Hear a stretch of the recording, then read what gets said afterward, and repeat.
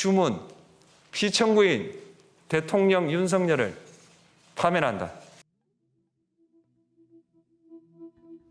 헌정사상 유례없는 슈퍼위크를 보내고 있는 와중에 뜨거운 감자로 떠오른 국민연금 논란. 진짜 하루하루가 레전드입니다. 국회 본안을 통과한 2025년 국민연금 개혁안의 골자를 보면 쉽게 말해 더 내고 더 받는다로 설명됩니다. 보험료율을 9%에서 13%로, 소득 대체율은 40%에서 13%로 올리는 내용을 담고 있습니다. 월급 300만 원인 직장인을 기준으로 했을 때 월 14만 원에서 20만 원으로 6만 원 더 내고, 65세부터 월 123만 원에서 132만 원으로 9만 원 더 받게 되는 개혁안이라는 것이죠. 65세 이후 2천만 원을 더 받을 수 있지만 그 전까지 5천만 원을 더 내야 한다는 게 말이 안 된다고 생각하는 젊은 세대의 반발이 심한 상황인데요. 이 국민연금 논란을 바라보면서 건축사는 말합니다. 돈을 내면 뭐를 받을 수 있어요? 해잔데요? 건축사는 건축사 사무소를 개설하기 위해 대한건축사협회에 의무적으로 가입해야 합니다. 먼저 건축사 등록원에 20만 원의 가입비를 냅니다. 이건 등록이니까 그러려니 합니다만, 그 이후 대한건축사협회에 의무적으로 가입해야 하고 입회 비용은 200만 원입니다. 그리고 매월 3만 원을 내야 합니다. 그냥 내라 하니 내는 거고 많지도 않으니 내고 말지라고 생각하고 싶었지만, 국민연금과 연계하여 이런저런 논란과 토론들을 보다 보니 건축사 의무 가입에 대한 생각으로 이어져 이 주제로 영상을 만들게 되었습니다. 돈을 더 내든 덜 내든 얼마를 내든 이 돈을 왜 내야 하는지, 그리고 무엇을 위해 쓰이는지 생각하다 보니 국민연금 상황보다 좋을 건 없기에 영상으로까지 제작하게 되었습니다. 설마 협회 가입비를 내기만 하고 아무것도 없겠습니까? 어떤 혜택이 있는지 알아보겠습니다. 건축 전문지인 월간 건축사지 제공, 건축계 전문지인 격주간 건축문화신문 제공, 건축 관련 세미나 심포지움 협회 주관 각종 전시회 참여, 건축관계 법령 질의 상담 및 대정보 건의, 건축 관련 법령 자료 제공, 해외 각종 건축 관련 기술 정보 제공, 각종 국제행사 참여 기회 제공, 국제 건축전 출품 기회 부여, 건축사 실무 교육 정보 제공, 회원 복지 서비스 혜택, 정보 보상 추천. 안 사요. 회비 사용처가 건축문화발전사업자금, 협회 중장기 발전 사업자금이라고 되어 있습니다.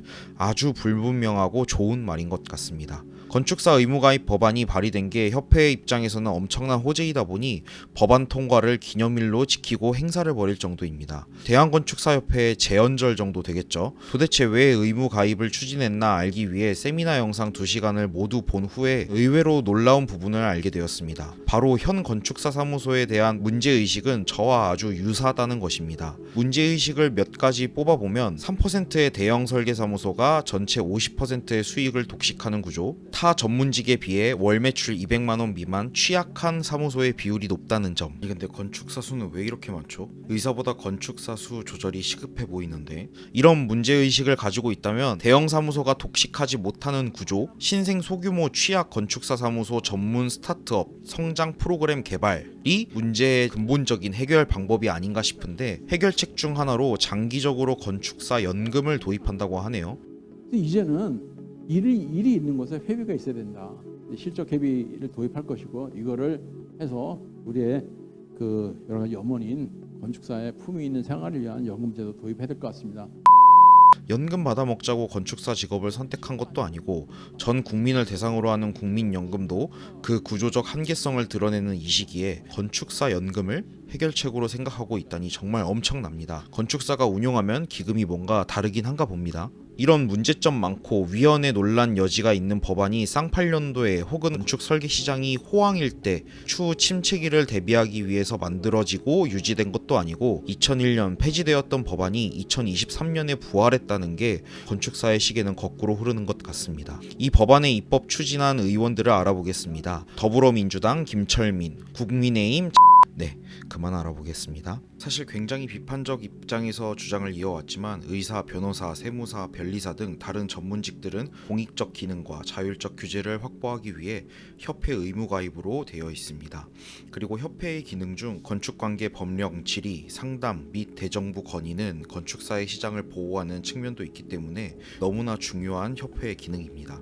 그리고 협회가 건축사의 권익을 보호하고 증진시킨다면 싫어할 이유가 있겠냐마는 이제 입법한 지 3년 차입니다. 적어도 어떤 문제의식을 가지고 의무화를 도입했다면 단순한 기존에 진행되던 방식과 성격이 아닌 공익성과 공공성을 확보하려는 노력을 훨씬 더 많이 해야 할 것이고, 거기에 실질적 해결책, 대형 사무소가 독식하지 못하는 구조, 신생 소규모 건축사 사무소 전용 성장 프로그램 개발이 필수적일 것이라고 생각합니다. 그 방향대로 가지 않을 것이면 말 말 그대로 건축사 사무소의 기득권을 유지하고 강화하는 용도로 의무가입을 입법했다는 비판을 부정하기 어려울 것입니다. 마치 국민연금과 같이요. 실제 건축사 사무소를 차리려고 준비하다 보니 이런 거 하나하나가 참 쉽지 않네요. 죽이 되든 밥이 되든 갈 길을 걸어가 보는 사야티티가 되겠습니다.